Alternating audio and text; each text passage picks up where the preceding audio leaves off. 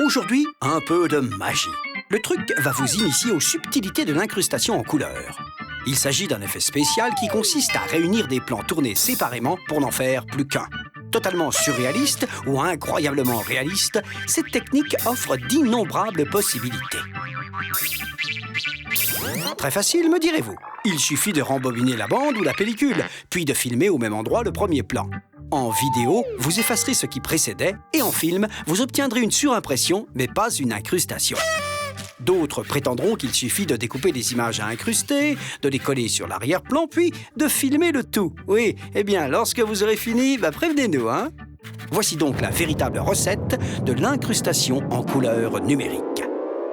Se munir de l'arrière-plan souhaité et le réserver sur une première piste de l'outil de montage ou de post-production. Tournez le premier plan sur un fond coloré. Et oui, vous allez voir pourquoi. Répandre ce plan sur une deuxième piste.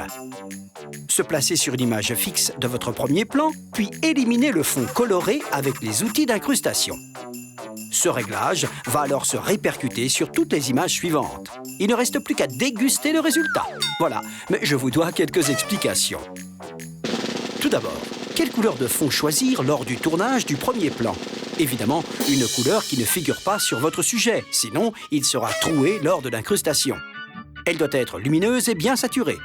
On privilégie en général le bleu et le vert, car ils sont quasiment absents sur la peau humaine et il est plus facile de changer de vêtements que de peau.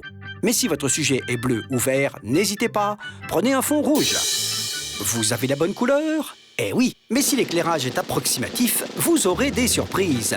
Quelle que soit la sophistication de votre équipement, débrouillez-vous pour obtenir un fond de couleur homogène. Éloignez votre sujet du fond pour éviter les ombres portées et les reflets de couleur le plus souvent malvenus. Revenons maintenant sur nos outils d'incrustation, les incrustateurs.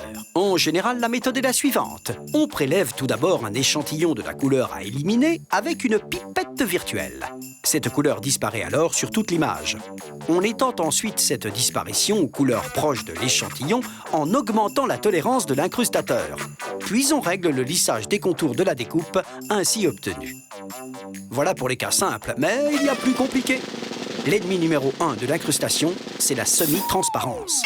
Ainsi, cette chevelure ébouriffante sera extrêmement difficile à incruster avec une méthode classique, car le fond bleu se voit à travers les poils. Il vous faudra utiliser des incrustateurs sophistiqués tels que l'Ultimate pour vous en sortir. Sachez enfin qu'une incrustation fournit une découpe dont le remplissage peut être différent du sujet qui la génère.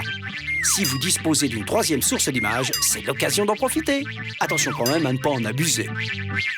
On récapitule. L'incrustation numérique en couleur permet de réunir deux plans tournés séparément. Le premier plan est tourné sur un fond coloré, de préférence bleu ou vert, convenablement éclairé. Un incrustateur permet alors d'éliminer le fond coloré pour faire apparaître l'arrière-plan. À bientôt pour un nouveau truc!